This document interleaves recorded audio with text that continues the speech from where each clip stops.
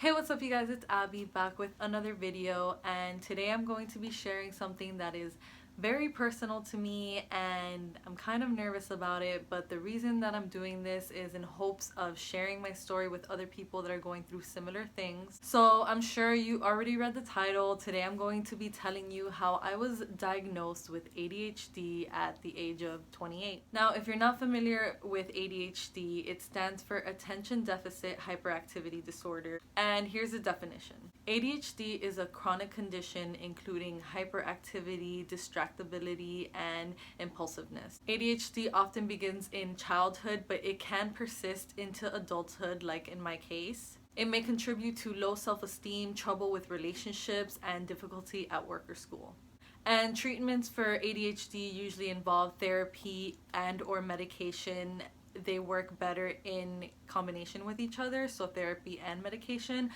But yeah, that is essentially what ADHD is, and I have it. Most people that get diagnosed with ADHD do so in school when their teachers notices that they are hyperactive, distracting other students, and just acting in a disruptive manner. However, not everyone with ADHD presents in this way, and if you're more on the inactive side, you might, be more quiet, reserved, not willing to participate in class, but in reality, you're daydreaming, you're not even there paying attention, but the teacher doesn't really pinpoint it to be a problem because you're just, the quiet student that kind of sits in the back and doesn't really bother anybody. And you may be doing great and getting good grades. ADHD doesn't mean that you're somehow, going to automatically get bad grades. It just has to do with how you learn and retain information and are able to, just use it as a tool. So it's clear that I flew under the radar in school and I wasn't diagnosed then. So what happened? It wasn't until the ADHD started to affect my adult life in ways I really couldn't explain other than I was lazy, unproductive, just not smart enough, just not good enough.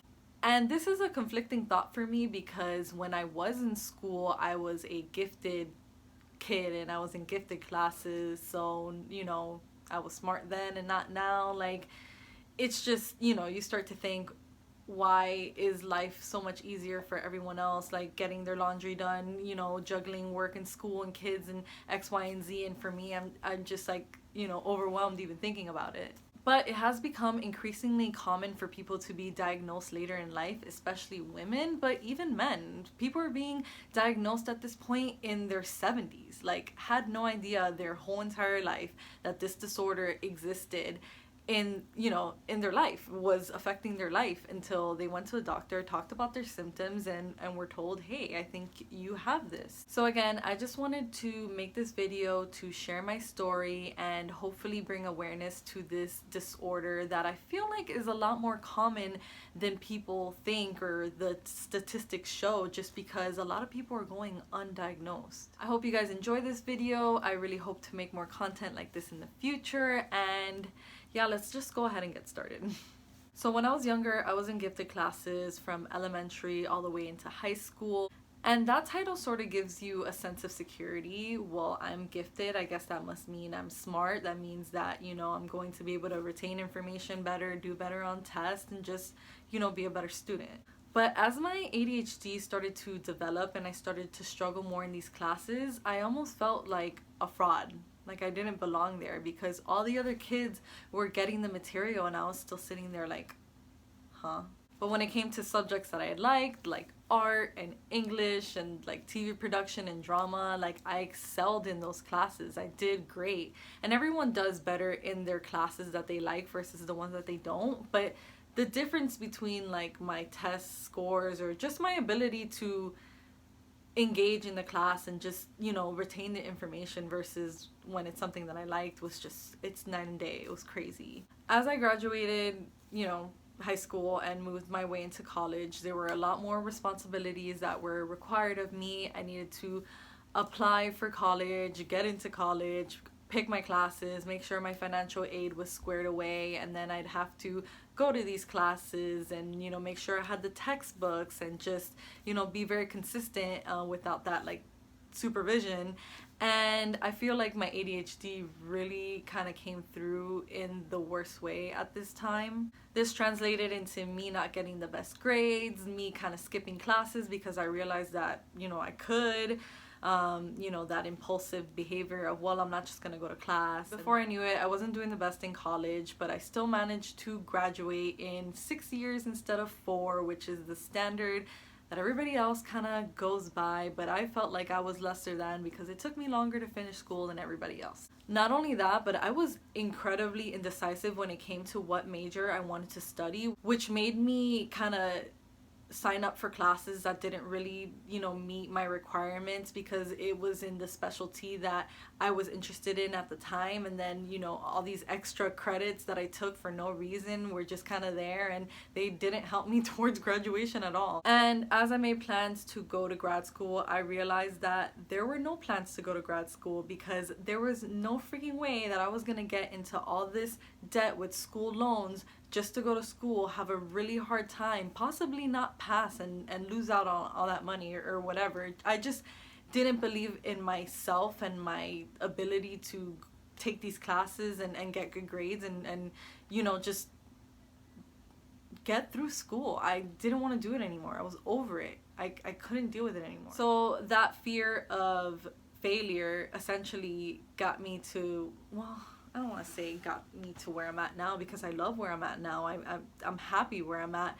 But, I feel like my path would have been different if I was just able to have the executive functioning of a neurotypical person to just, get these things done. And I didn't think to ask for help because, well, one, I didn't really, I was going through something with my parents and, I never really had friends or siblings that I could talk to that way, so I just kind of was dealing with things on my own. And again, I thought it was normal. I just thought this was the way that I was. I also noticed that the ADHD was affecting my adult life because when I moved out of my parents' house and I started living by myself, I was really messy. My house was always a disaster, and I'm like, how do regular people keep their house clean? I don't understand. And I had to pay bills and make payment arrangements and make sure that my account was in good standing. I took out a credit card and I just never really learned how to use a credit card or how it works, so I just ended up maxing it out and basically ruining my credit. What else? I have paid more overdraft fees than I would like to admit because I wasn't keeping track of my finances and my accounts would go into negative all the time, and it's not fun.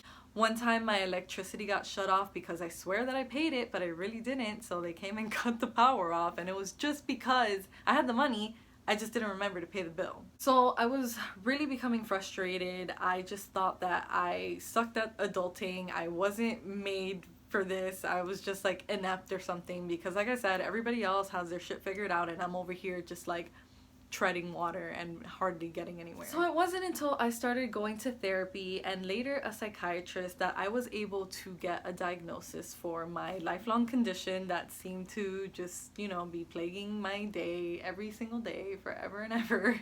At the time, I was working at the job that I'm currently working at now, and my job is very, very detail oriented, and it requires a considerable amount of focus and attention, like I said, to detail, which I kind of struggle with. I had a really hard time with that. So I mentioned these issues to my doctors, and I'm pretty sure I had already thought that I had ADHD, and I was telling them I am a self-proclaimed hypochondriac, and I swear I deserve an honorary medical degree because I have diagnosed myself with so many things. I have thought that I've had so many things, but nothing made as much sense as this did. And I was tired of self-diagnosing myself. I had gone for so long, one, without medical insurance, so that kind of didn't help the situation, but two, I just wanted to have an expert's opinion on what could be happening. If I do have these symptoms, what does it mean? I finally got my confirmation when my doctor did an evaluation for ADHD and found that I ticked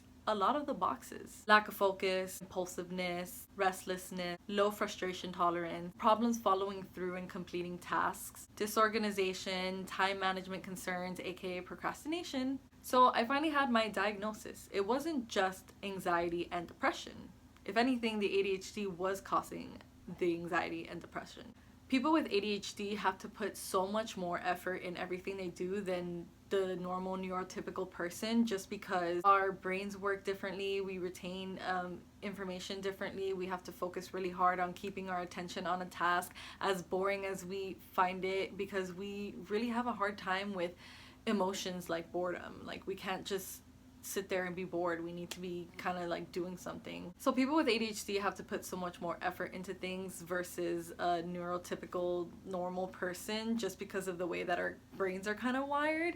And it's exhausting. Even if you're sitting at a desk for 8 hours a day and you're not moving, you are trying to get your brain to cooperate with you to do these tasks that you may find monotonous or boring or repetitive, but they're just part of the job. And you know, it's such a struggle to kind of keep your attention and make sure that you're on task and focusing on things. By the time you get home, like, you don't want to do anything. You just want to sit on the couch, like, have dinner and then go to sleep, which is what I do most nights because I'm so exhausted. But that's besides the point. Actually, that is the point. The inability to get stuff done, even though it feels so effortless for everybody else, makes us feel worthless, broken, like we're not good enough. And not only was ADHD affecting like my home and work life, it was also affecting my relationships. My inability to regulate my emotions made me lash out in past relationships, made me, you know, act irrationally to situations, and at the end of the day made me feel like I was the problem. Like, why am I like this? In friendships, I would, and unfortunately still do, forget to answer text. I will make plans with somebody and then either forget the plans or try to get out of the plans because the thought of making the effort to do anything kind of sucks. And that's where the depression comes in. And you know, it just sucks because you're depressed that you're a bad friend, but you don't want to hang out with your friends because you're depressed. So anyway, I don't want to list all the negative things that I experienced because of my ADHD in my life, because believe it or not, there's actually some good things. So there's something in ADHD called hyperfocus, and you know, it's kind of misleading because in the name it says attention deficit. It shouldn't even be a deficit of, you know, attention, because when we like something, we are like hyper focused on it. Like, you become completely engrossed. It almost, whatever you're like into, like a hobby or your work or, you know, whatever it is, it almost becomes your entire reality because you just have so much focus on it and, you know, so much drive to find out information about it and just like know everything about it because it interests you so much. Now, that does make us prone to impulses to start hobbies, and then, you know, we're super interested at the beginning and then we lose interest and then we never touch it again. So we find ourselves like starting things and stopping things because we're just constantly looking for dopamine, which is what is deficient in people with ADHD. I would love to make a video about that, but let me just get back on track.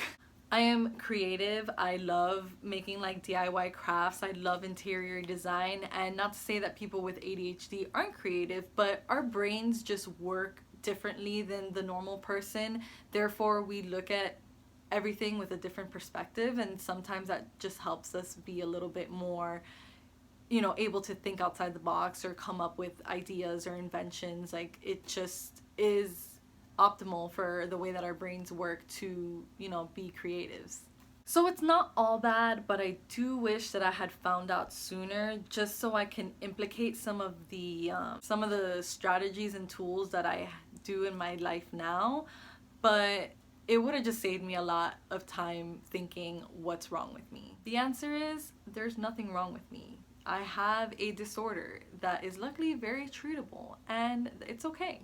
I would love to share more information about ADHD for those people who don't really know much about it, or for those that do and experience it and are curious to see how it manifests in other people with ADHD. I would definitely love to make more videos like this. Like I said, I become hyper focused on topics that I'm really interested in, and ADHD just happens to be one of them, because I've come to find that the people that have this disorder are just as smart and remarkable and inventive as everybody else. I hope you guys enjoyed this video. I would love to talk to you in the comments. If you have any questions, I can answer them. If you want to share your story and find other people like you, please do. And yeah, like I said, I would love to make more content like this. If you guys are interested in seeing it, please let me know as well. And yeah, Also, if you guys are interested in other topics such as treatment for ADHD, medications for ADHD, therapy, how that goes, please let me know as well. So yeah guys, that's all I've got for today. If you made it this far into the video, thank you so much for watching, and I'll see you next time. Bye!